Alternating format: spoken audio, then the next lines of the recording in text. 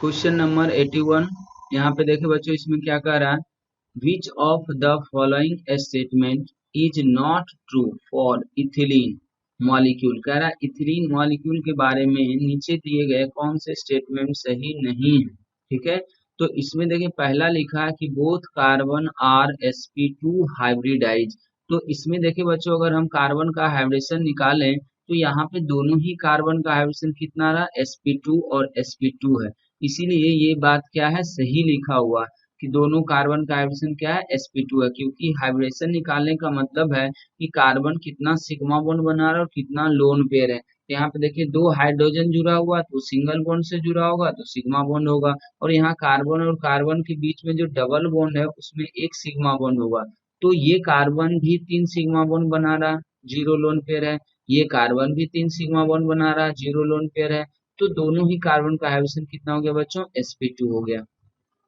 B में कह रहा है कि कार्बन और कार्बन के बीच में जो डबल बॉन्ड है इसका जो बॉन्ड लेंथ है छोटा होगा कार्बन और कार्बन सिंगल बॉन्ड से। इन इथेन, इथेन मॉलिक्यूल में क्या होगा बच्चों, कार्बन और कार्बन के बीच में सिंगल बॉन्ड होगा, जबकि इथिलीन मॉलिक्यूल में डबल बॉन्ड है। तो आपको पता होगा कि पाई बॉन्ड बनने से बॉन्ड लेंथ क्या हो जाता है, छोटा हो जाता है। तो ये बात भी सही लिखा हुआ है, तो ये भी हमारा आंसर नहीं होगा, क्योंकि हमें तो सही नहीं जो है वो आंसर करना है। सी में देखें, इसमें क्या कर रहा है, the two carbon carbon bonds are equally strong, one is pi and other is sigma. इसका कहना ये है कि ये जो कार्बन और कार्बन के बीच में डबल बॉन्ड बना हुआ, ठीक है, दो बॉन्ड बना हुआ, उसमें एक सिग्मा रहा होगा एक पाई रहा होगा। तो कह रहा है क्या कि जितना पहला बॉन्ड स्ट्रॉन्गर है उतना ही दूसरा बॉन्ड स्ट्रॉन्गर है, जबकि ऐसा होता नहीं है बच्चों। ये बात क्या है, गलत है, इसीलिए हमारा ये आंसर होगा। क्योंकि सिग्मा बॉन्ड जो बनता है वो हेड ऑन ओवरलैपिंग से बनता है। वो कैसे ओवरलैपिंग से बनते हैं, हेड ऑन ओवरलैपिंग से बनते हैं। तो ये सिग्मा ऑर्बिटल जो होगा, सिग्मा बॉन्ड जो बनाएगा वो ज्यादा स्ट्रॉन्गर होता है। और पाई बॉन्ड जो बनता है बच्चों, वो क्या होता है, साइड वाइज ओवरलैपिंग से बनता है। ये ओवरलैपिंग उतना ज्यादा इफेक्टिव नहीं हो पाता, इसीलिए सिग्मा बॉन्ड का स्ट्रेंथ ज्यादा होगा, पाई बॉन्ड का स्ट्रेंथ कम होगा। जबकि यहाँ पे कह रहा है दोनों इक्वली स्ट्रॉन्गर है, तो ये बात गलत है। फिर कह रहा है the entire molecule has a planar geometry. ये भी सही है, क्योंकि अगर सारा मॉलिक्यूल, ये सारा एटम sp2 हाइब्रिडाइज हो या sp हो, तो वो मॉलिक्यूल जनरली क्या होते हैं, प्लानर होते हैं। एक एलीन होता है जिसमें ये बात सही नहीं होता, वरना ये सही बात, ये बात हमेशा सही होता है कि अगर किसी भी मॉलिक्यूल के अंदर सारे एटम या तो sp हाइब्रिडाइज हो जाएं या तो sp2 हाइब्रिडाइज हो जाएं तो वो प्लानर होते हैं। तो यहाँ पे देखिए बच्चों, ये प्लानर मॉलिक्यूल हो गया, तो ये बात भी सही है। तो इसका आंसर क्या हो गया हमारा, सी हो गया। अब आइए 82 में। 82 में क्या कह रखा है, इसमें कह रहा कि AlCl3 और इसके बीच में रिएक्शन करना है, तो बताइए कौन सा प्रोडक्ट होगा। अब बच्चों इसमें आपको पता होगा कि AlCl3 जो है ये है लुईस एसिड, चूंकि इसके पास ऑक्टेट इनकम्प्लीट है, तो ये इलेक्ट्रॉन पेयर लेना चाहेगा। और ये जो ईथर है वो क्या हो जाएगा बच्चों, लुईस बेस, क्योंकि इसके पास इलेक्ट्रॉन पेयर है, इलेक्ट्रॉन पेयर है। तो ये इन दोनों बीच में क्या होगा, लुईस एसिड बेस रिएक्शन होगा। और ये करेगा क्या कि ये जो लोन पेयर है, इस लोन पेयर को कोऑर्डिनेट बॉन्ड के साथ, इसके साथ ये डोनेट करेगा। तो अगर आप देखें तो ये क्लोरीन तो पहले ये नॉर्मल सिग्मा बॉन्ड से लगा हुआ ही है। अब चूंकि इसके पास वैकेंट ऑर्बिटल है, हम वैकेंट ऑर्बिटल को ऐसे दिखा रहे हैं, तो इस वैकेंट ऑर्बिटल में जो ऑक्सीजन है, ठीक है, ईथर का, वो क्या करेगा, अपना इलेक्ट्रॉन पेयर को डोनेट करेगा। तो ऐसा स्ट्रक्चर इसका बनेगा। या आप इसी को इस तरीके से भी लिख सकते हैं कि यहाँ पे 3 क्लोरीन इस तरीके से रहेगा, और अगर हम इस कोऑर्डिनेट बॉन्ड को नॉर्मल में चेंज करें तो यहाँ पे क्या आ जाएगा बच्चों, नेगेटिव चार्ज आ जाएगा, और इस ऑक्सीजन के ऊपर क्या आ जाएगा, पॉजिटिव चार्ज आ जाएगा। तो इस तरीके का प्रोडक्ट यहाँ पे बनना चाहिए। अब देखें ऐसा प्रोडक्ट कहाँ पे है, एल्युमिनियम के ऊपर नेगेटिव चार्ज, ऑक्सीजन के ऊपर पॉजिटिव चार्ज और दो CH3, तो यही तो आंसर हो जाएगा हमारा। ठीक है, तो 82 का आंसर क्या हो गया, A. Question number 83। Question number 83 में क्या कह रहा है, इसमें पूछ रहा आपको एसिडिक स्ट्रेंथ। ठीक है, तो एसिडिक स्ट्रेंथ निकालने का रूल क्या है बच्चों, तो इसमें सबसे पहला काम आपको ये करना होता है कि जो कंपाउंड आपको दिया गया है उसका आप कंजुगेट बेस बनाएं। कंजुगेट बेस बनाने का मतलब ये है कि उस कंपाउंड से सबसे ज्यादा एसिडिक हाइड्रोजन आप हटा दें और नेगेटिव चार्ज बनाए। जैसे देखिए, अगर हम पहले कंपाउंड का बनाएं तो ये बनेगा। क्यों?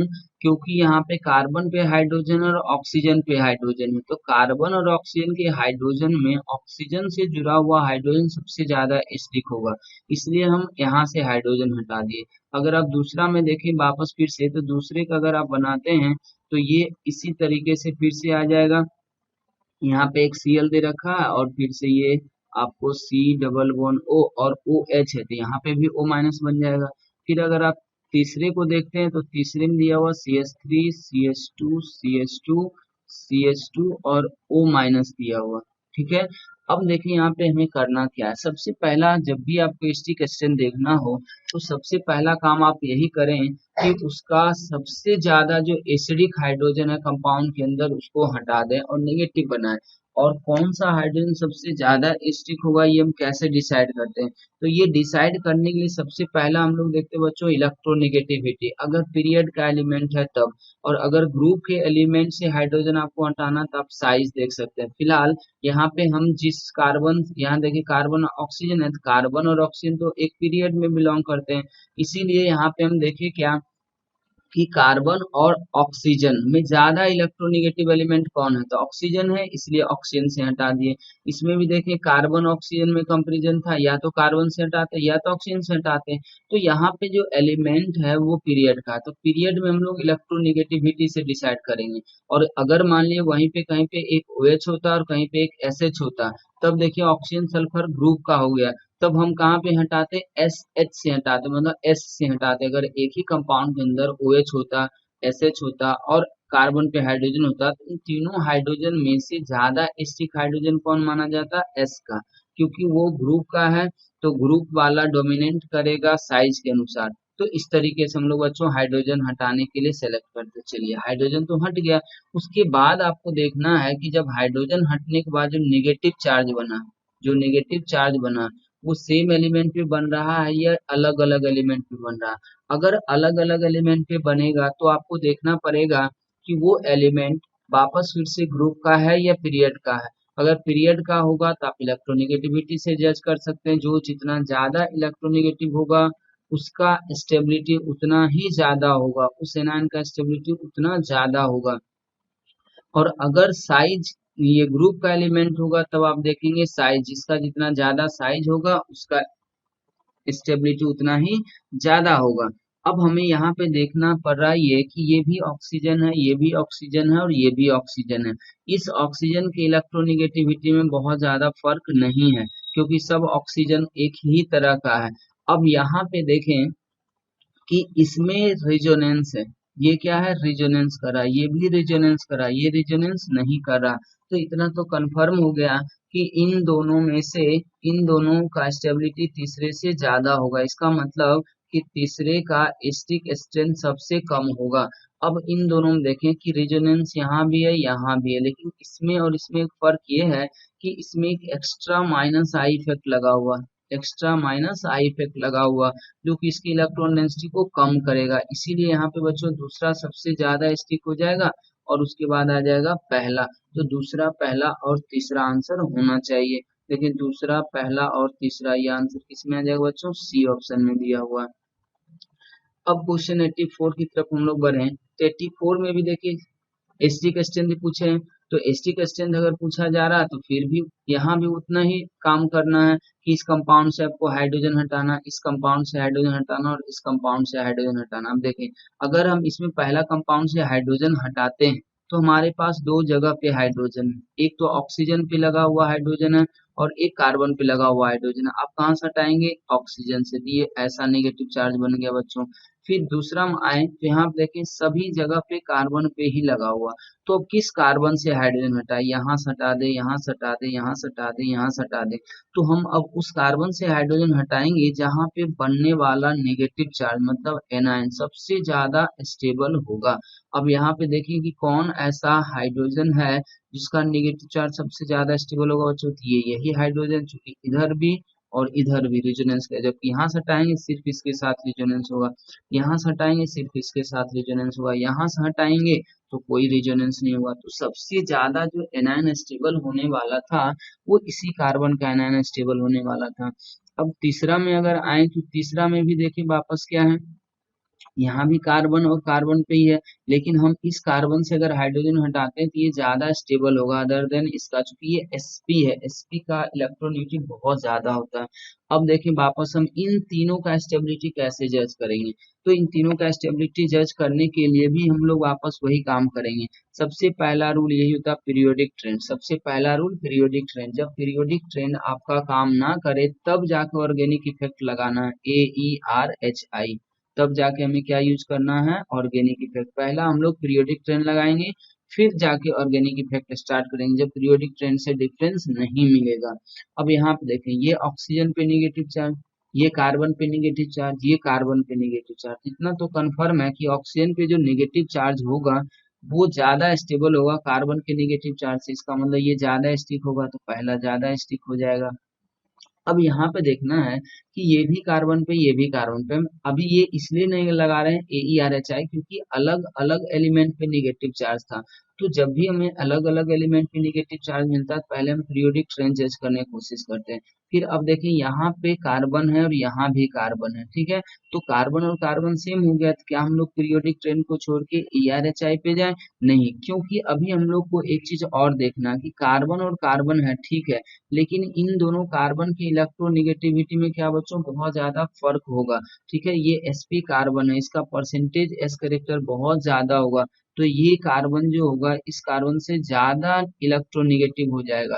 ठीक है, तो अगर ये sp कार्बन है और ये यहाँ पे sp3 कार्बन है, इसका मतलब कि इसका स्टेबिलिटी ज्यादा होगा sp कार्बन वाले को, उसके बाद इसका आएगा।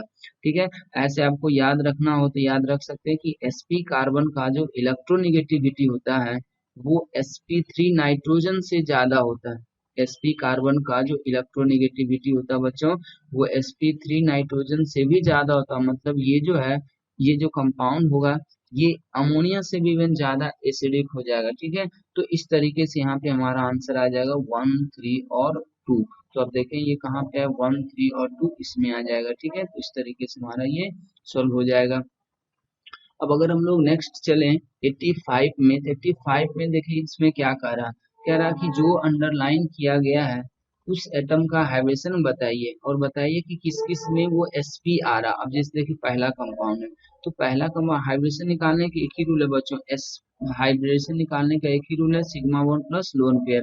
तो हम सबके पास क्या करेंगे, सिग्मा बॉन्ड और लोन पेयर को काउंट करेंगे। हम देखिए यहाँ CH2 लिखा हुआ है, यहाँ CH लिखा हुआ है, इसका मतलब इसका वैलेंसी पूरा करने के लिए हमें खुद से स्ट्रक्चर के बारे में सोचना पड़ेगा कि ये मॉलिक्यूल किस तरीके से लिखा हुआ होगा। अब जैसे देखिए CH2 है तो इसका 2 बॉन्ड यहाँ पे, 2 बॉन्ड यहाँ, 4 हो गया। फिर CH था तो 1 बॉन्ड इधर, 2 बॉन्ड इधर, 3 और 1 4, मतलब ऐसा स्ट्रक्चर। अब देखें कि इस एटम को अंडरलाइन किया, क्या ये एटम sp में है या sp2 में है, ये तो sp2 में है, इसका मतलब ये आंसर हमारा नहीं होगा। इसमें आप देखें तो इसका अगर आप स्ट्रक्चर बनाएंगे, ये तो एक स्ट्रक्चर हो गया। बी में अगर आप स्ट्रक्चर बनाते हैं तो ये CH2 है वापस, फिर से डबल बॉन्ड ही देना होगा, फिर C, यहाँ पे देखें एक भी हाइड्रोजन नहीं, मतलब फर्दर डबल बॉन्ड देना होगा, फिर से यहाँ पे C और फिर से यहाँ पे H और जाके क्या मिलेगा हमको, Cl। अब देखिए यहाँ पे 4 बॉन्ड इसका, 4 बॉन्ड इसका, 4 बॉन्ड इसका। अब इसको अंडरलाइन ये किया हुआ, तो ये देखिए क्या sp, चूंकि एक सिग्मा इधर एक सिग्मा इधर, लोन पेयर 0, इसका मतलब ये हमारा आंसर होगा। फिर यहाँ पे अगर आप देखें तो ये सी का जो ऑप्शन बनाया गया वो तो कार्बोकेटायन है, और कार्बोकेटायन का हाइब्रिडेशन आपको पता होगा sp2 होता है, प्लेनर होता है, तो ये 3 सिग्मा बॉन्ड है, लोन पेयर है नहीं। फिर आप यहाँ पे आगे देखें तो ये जो डी ऑप्शन है, तो डी ऑप्शन में आपको क्या आ रहा है, डी ऑप्शन में आपको फिर से स्ट्रक्चर बनाना पड़ेगा, तो वह स्ट्रक्चर आप ऐसा बनाएंगे, फिर से ये ऐसा होगा, फिर से ये ऐसा होगा, अंडरलाइन देखिए इस हाइड्रोकार्बन को किया तो ये वापस फिर से sp हो गया, तो ये भी हमारा क्या हो जाएगा, आंसर हो जाएगा। फिर यहाँ देखिए CH3Cl, अब इसका अगर स्ट्रक्चर बनाए, सबका बस आपको स्ट्रक्चर बना लेना, उसके बाद हाइब्रिडेशन निकाल लेना, तो ये भी क्या है, sp है, इसलिए ये भी हमारा आंसर होगा। फिर यहाँ पे अगर आप देखें तो ये किस तरीके का स्ट्रक्चर होगा, तो यहाँ देखिए CH3 का हॉल ट्वाइस लिखा है, इसका मतलब इसी कार्बन पे यहाँ पे 2 CH3 जोड़ना चाहिए। उसके बाद अब देखिए यहाँ पे क्या है, 2 तो बन गया था, अब ये 2 ही बॉन्ड बना सकता है, इसका मतलब ये ऐसा आ जाएगा। फिर इसके ऊपर क्या किया हुआ, एक NH2 ग्रुप किया हुआ, इसका मतलब इसका स्ट्रक्चर ऐसा बनेगा। अब इसमें देखिए किसको अंडरलाइन किया, नाइट्रोजन को, तो नाइट्रोजन का अगर आप हाइब्रिडेशन निकालेंगे तो एक सिग्मा इधर एक सिग्मा इधर, और इसके पास अभी एक लोन पेयर भी होगा, इसका मतलब इसका हाइब्रिडेशन कितना हो जाएगा, sp2 हो जाएगा। मतलब ये हमारा आंसर नहीं है, ये आंसर नहीं है। आप देखिए कौन कौन सा आ रहा है, बी आ रहा है, डी आ रहा है और ई आ रहा है। आप देखिए ये किस ऑप्शन में दिया हुआ, बी डी और ई, ये ऑप्शन डी में दिया हुआ, तो इस तरीके से हमारा आंसर डी हो जाएगा। अब इसमें आगे देखें 86, 86 में आपसे क्या पूछ रहे हैं, कह रहा है कि ये जो कंपाउंड है इसका डायपोल मोमेंट बहुत ज्यादा आता है, ठीक है, लास्ट डायपोल मोमेंट है इस कंपाउंड में, ठीक। तो कह रहा है क्या इस कंपाउंड का कुछ रिजोनेटिंग स्ट्रक्चर दिया गया है, बताइए कि इसका कौन सा सही रिजोनेटिंग स्ट्रक्चर यहाँ लिखा हुआ है जिससे ये बात एक्सप्लेन हो सके कि इसका लार्ज डायपोल मोमेंट होगा। तो इसमें बच्चों हम लोग करते क्या है, इस तरह के कंपाउंड हम लोग क्वाजी एरोमेटिक बोलते हैं, जब चार सेपरेशन होने के बाद वो एरोमेटिक बन जाए। तो इस तरह के कंपाउंड में करना क्या आपको कि ये जो डबल बॉन्ड दिया हुआ इसको क्या करना, आपको पोलराइज करना, इसको क्या करना, पोलराइज करना। अब आपको सोचना है कि पोलराइज करेंगे तो क्या होगा, एक इन पे पॉजिटिव बनेगा, दूसरे इन पे माइनस बनेगा, नेगेटिव बनेगा। तो अब सोचना ये है कि किस इन पे पॉजिटिव बनाने में फायदा होगा, किस इन पे नेगेटिव बनाने में फायदा होगा। तो पहला टारगेट तो हमारा बच्चों ये होता है कि डबल बॉन्ड को इस तरह से ब्रेक करना है, किसी भी डबल बॉन्ड को अगर आप ब्रेक करने जा रहे हैं एरोमेटिसिटी के लिए तो, ठीक है, कि ताकि वहां पे जो रिंग दिया हुआ वो ज्यादा से ज्यादा रिंग किसमें कन्वर्ट हो सके, एरोमेटिक में। पहला तो टारगेट हमारा ये होगा। अब मान लीजिए हम कुछ भी करें दोनों रिंग एरोमेटिक नहीं बन पाएगा, तब टारगेट होगा कि एक रिंग एरोमेटिक कम से कम बने, ठीक है, और दूसरा रिंग नॉन एरोमेटिक बने, ठीक है। अगर नॉन एरोमेटिक नहीं बन रहा तब तो फिर एक एरोमेटिक एक एंटी एरोमेटिक बनेगा। अब अगर कोई एक ही एरोमेटिक बन रहा है तो आपको फिर ये सोचना होगा कि जो ज्यादा कंजुगेशन वाला होगा, जो ज्यादा कंजुगेशन वाला होगा वो एरोमेटिक बने। अब जैसे यहाँ पे देखें ये डबल बोन है, यहाँ पे ऐसा लगा दिए, ये डबल बोन यहाँ पे ऐसे लगा दें और ये डबल बोन यहाँ पे ऐसे लगा दें। अब सोचें कि अगर हम यहाँ पॉजिटिव देते हैं तो पॉजिटिव देंगे तो ये पॉजिटिव सिंगल डबल, ठीक है, पॉजिटिव सिंगल डबल फिर सिंगल और पॉजिटिव, तो ये एरोमेटिक हो जाएगा क्योंकि इसमें दो पाई इलेक्ट्रॉन आएगा। और यहाँ निगेटिव अगर देते हैं तो ये भी क्या हो जाएगा, एरोमेटिक हो जाएगा, ये भी क्या हो जाएगा, एरोमेटिक, क्योंकि 6 पाई इलेक्ट्रॉन इसमें 2 पाई इलेक्ट्रॉन इसमें। अगर कोई कहता है कि यहाँ पॉजिटिव दे देते हैं, यहाँ पे पॉजिटिव दे देते हैं, अगर यहाँ पे पॉजिटिव देंगे तो ये बन जाएगा एंटी एरोमेटिक और ये बन जाएगा एंटी एरोमेटिक। तो सोचिए दोनों जगह पे दोनों रिंग एंटी एरोमेटिक बन रहा।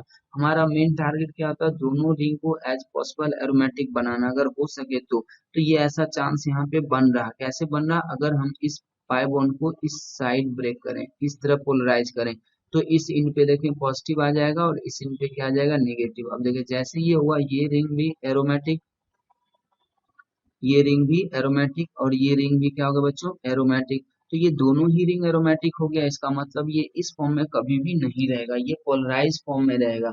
और अगर ये पोलराइज फॉर्म में हुआ तो डायपोल मोमेंट का डायरेक्शन भी आपसे पूछ सकता है। तो अगर डायपोल मोमेंट की डायरेक्शन की हम बात करें यहाँ पे, तो डायपोल मोमेंट का डायरेक्शन इसमें किधर मिलेगा आपको, पॉजिटिव से निगेटिव की तरफ मिलता है, मतलब स्मॉलर रिंग से लार्जर रिंग की तरफ मिलेगा, मतलब ऐसा होना चाहिए। अब देखें इसमें कह रहा था which of the following resonance structure can be use to adequately explain this observation. इससे तो एक्सप्लेन नहीं हो रहा।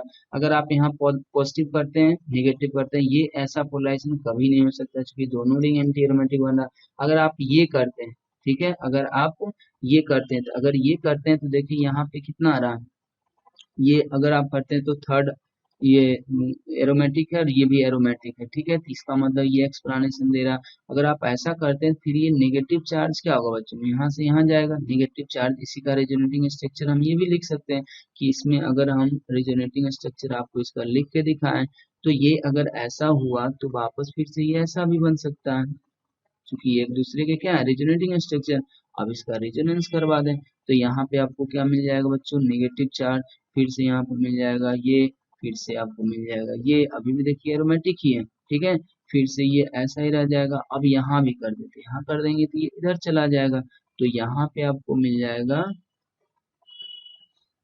डबल और यहाँ पे मिल जाएगा पॉजिटिव। मतलब ये दोनों ही स्ट्रक्चर क्या है, सही है। इसका मतलब ये भी सही है हमारा और ये भी सही है। अब देखिए किस ऑप्शन में ऐसा दिख रहा है आपको, दूसरा और तीसरा और चौथा, तीसरा और चौथा आपको बी में दिख रहा है। तो 86 का सही आंसर क्या हो जाएगा बच्चों, बी।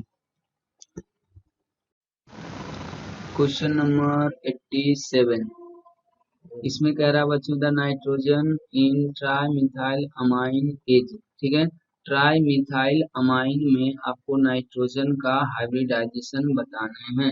तो इसमें अगर आप देखें तो इसका स्ट्रक्चर कुछ इस तरह से आ जाएगा, ट्राई मिथाइल अमाइन, ठीक है। तो इसमें देखिए ये लोन पेयर है, लोन पेयर और 3 सिग्मा बॉन्ड है, तो इसका हाइड्रोजन कितना हो जाएगा बच्चों, sp3 हो जाएगा। लेकिन हम यहाँ पे एक एक्स्ट्रा आपको चीज बता रहे हैं कि अगर यही ट्राइसिलाइल अमाइन होता है, ट्राइसिलाइल अमाइन होता है इसी में, ठीक है, तो यहाँ पे हाइब्रिडेशन क्या होता है बच्चों, चेंज हो जाता है, क्योंकि इसमें 2p में लोन पेयर है और सिलिकॉन के पास 3d वैकेंट ऑर्बिटल है। तो 2p और 3d के बीच में क्या होता है बच्चों, इफेक्टिव ओवरलैपिंग होता है, इसीलिए यहाँ पे लोन पेयर जो है वो सिलिकॉन के वैकेंट 3d ऑर्बिटल के साथ ओवरलैप करता है। और आपको पता है कि जब lone pair vacant orbital overlap कर जाए तो उसको हम लोग हाइड्रोजन में काउंट नहीं करते हैं। यहाँ पे आपको सिर्फ 3 सिग्मा बॉन्ड मिलेगा, लोन पेयर नहीं मिलेगा। दूसरी कि अगर इसका बेसिक स्ट्रेंथ भी पूछता है तो बेसिक स्ट्रेंथ में अमाइन ज्यादा बेसिक होता है इस अमाइन से, ठीक है, ट्राई मिथाइल अमाइन ज्यादा बेसिक हो जाएगा ट्राइसिलाइल अमाइन से, चूंकि इसका लोन पेयर डी लोकलाइज होगा, इसका लोन पेयर लोकलाइज होगा। खैर यहाँ पे आपको ट्राई मिथाइल अमाइन के बारे में पूछा, इसलिए ये हाइड्रोजन sp3 ही रहेगा। अब यहाँ पे आप देखिए क्या था, एसिडिक हाइड्रोजन बताना जो अंडरलाइन किया हुआ कौन सबसे ज्यादा। तो बच्चों सबसे आसान तरीका तो आपको यही पता है कि एसिडिक स्ट्रेंथ जब भी निकालना हो, जिस हाइड्रोजन के बारे में जज करना हो, सबसे पहले आप उस हाइड्रोजन को हटाएं, उसका निगेटिव बनाएं, और निगेटिव बनाने के बाद देखें कि किसका निगेटिव सबसे ज्यादा स्टेबल है। तो अगर इन तीनों ही कंपाउंड का हम निगेटिव बना दें अंडरलाइन हाइड्रोजन का, तो कुछ इस तरीके से बन जाएगा, कुछ इस तरीके से हमारा यहाँ पे क्या हो जाएगा, बन रहा है, ठीक है।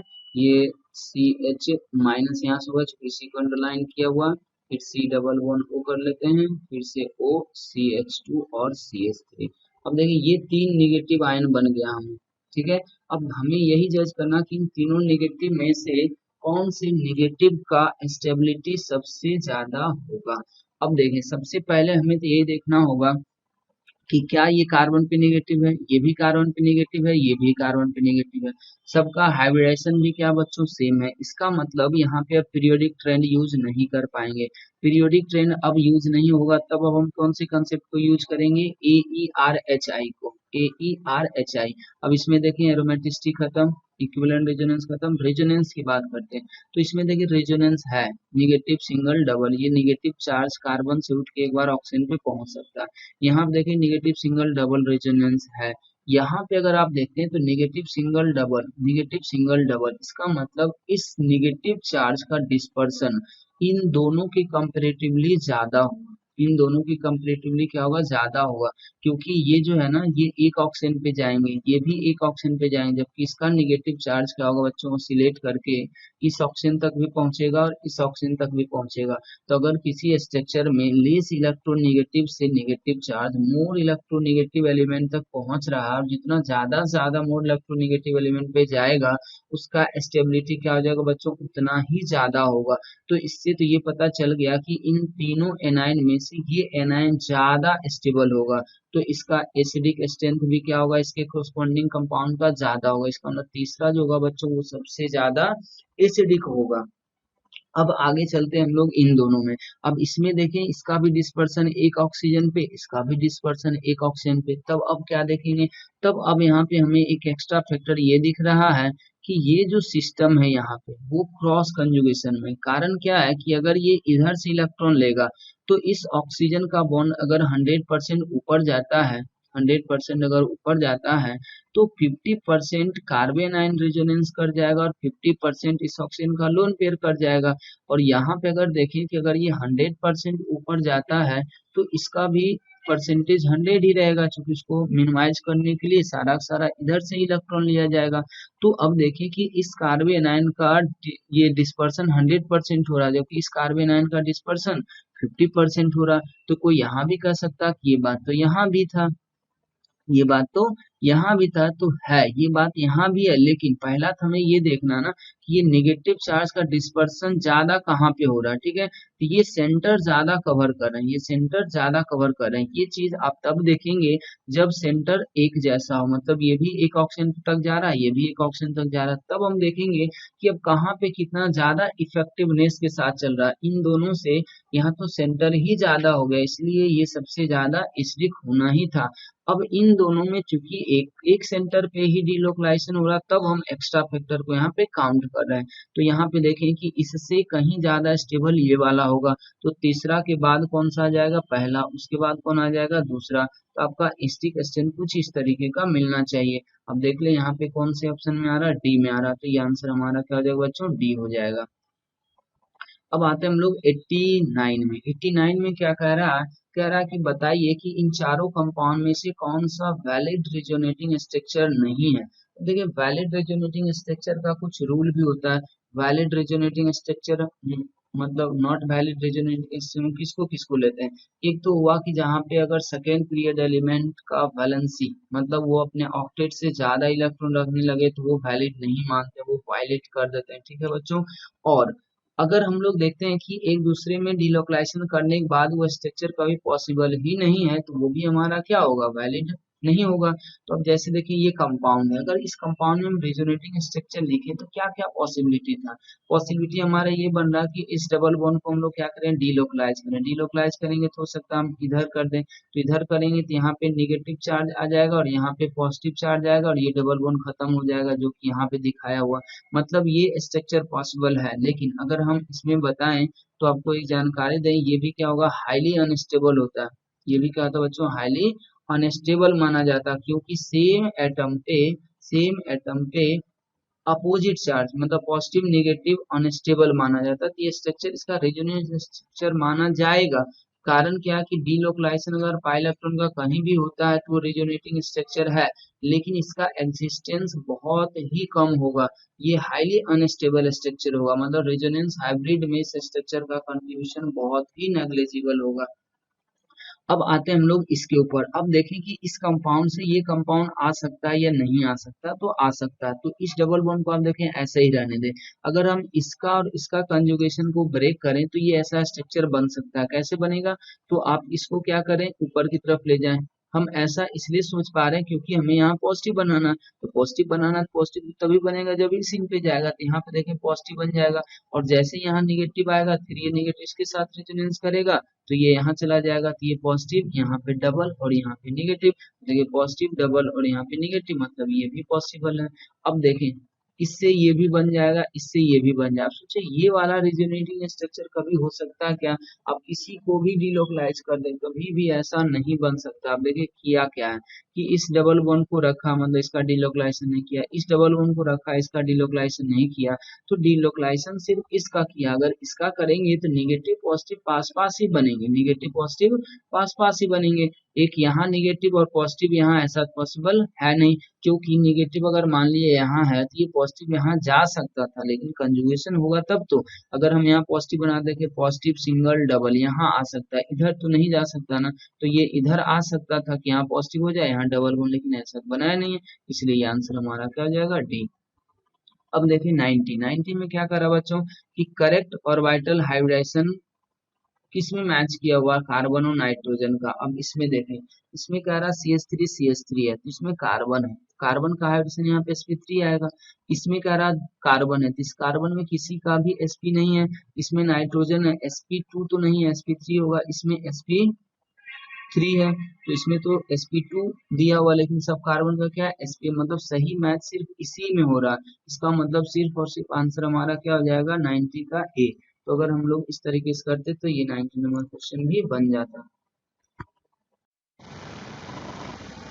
क्वेश्चन नंबर 91, इसमें देखिए बच्चों क्या कह रहा है कि मोस्ट स्टेबल कार्बोकेटाइन, वो भी क्या है एलाइलिक पोजीशन पे, एलाइलिक कार्बोकेटाइन सबसे ज्यादा स्टेबल कौन सा है।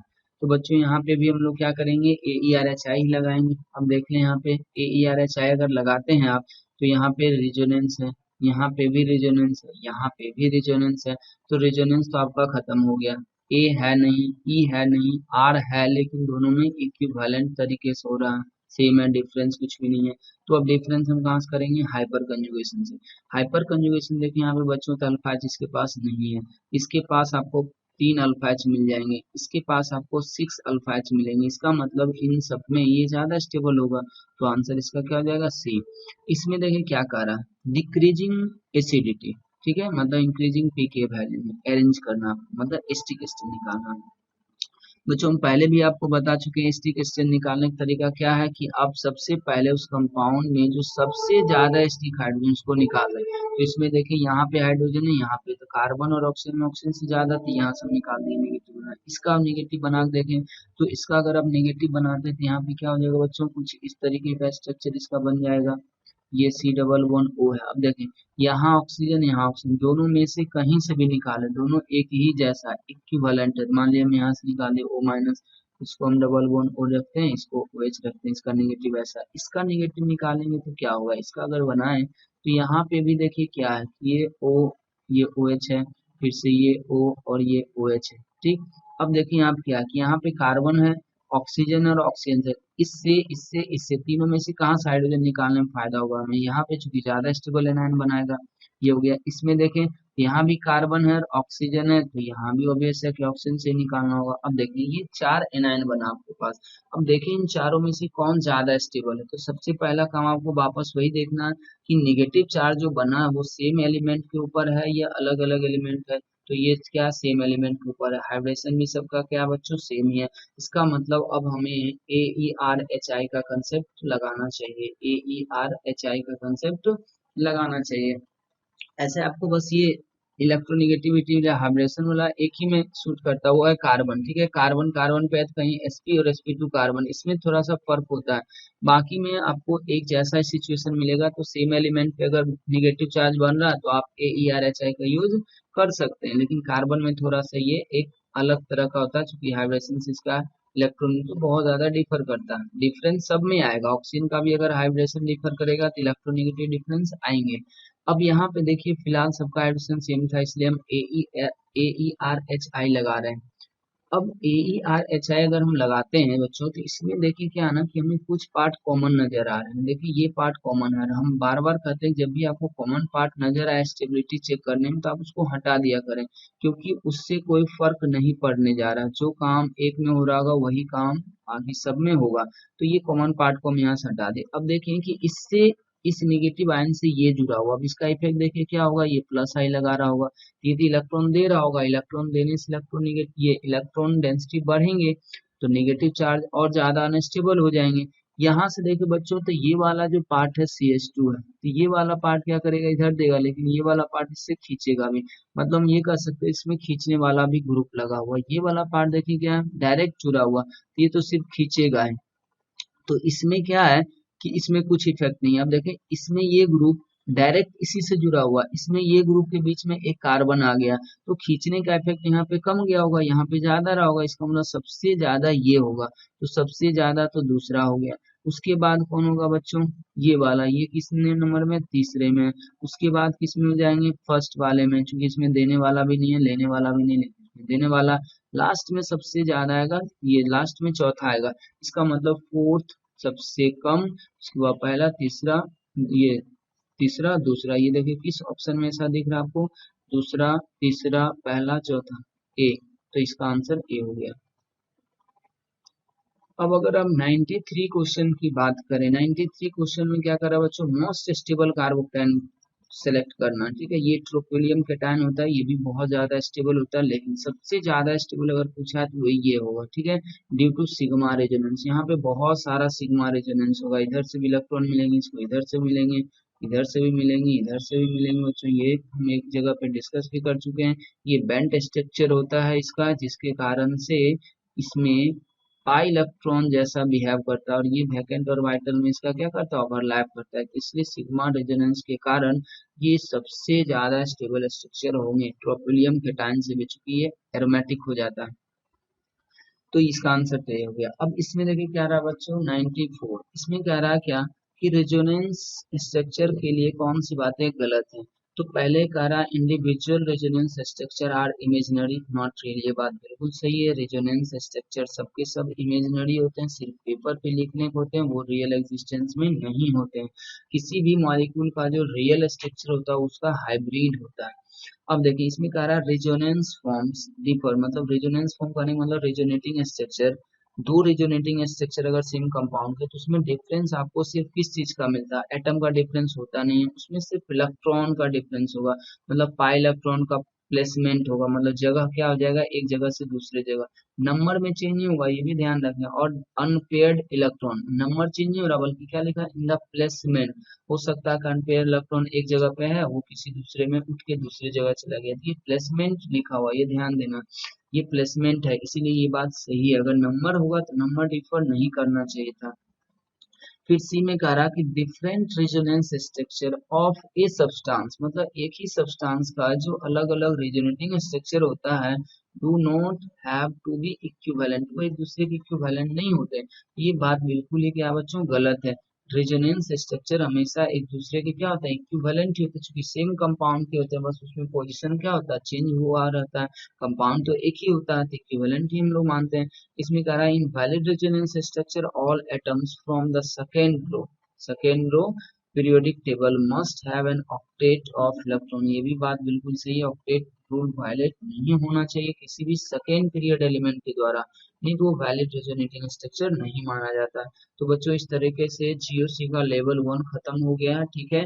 अब हम स्टार्ट करेंगे आइसोमेरिज्म का लेवल 1। अभी हम लोग बच्चों इसका लेवल 2 नहीं करेंगे, क्योंकि हमें पहले लेवल 1 सभी चैप्टर का डील करना होगा, फिर से हम लोग रिपीट करेंगे, तो फिर से हम लोग लेवल 2 पे चलेंगे, फिर इस तरीके से सीक्वेंस में हम लोग लगातार बढ़ते जाएंगे, ठीक है।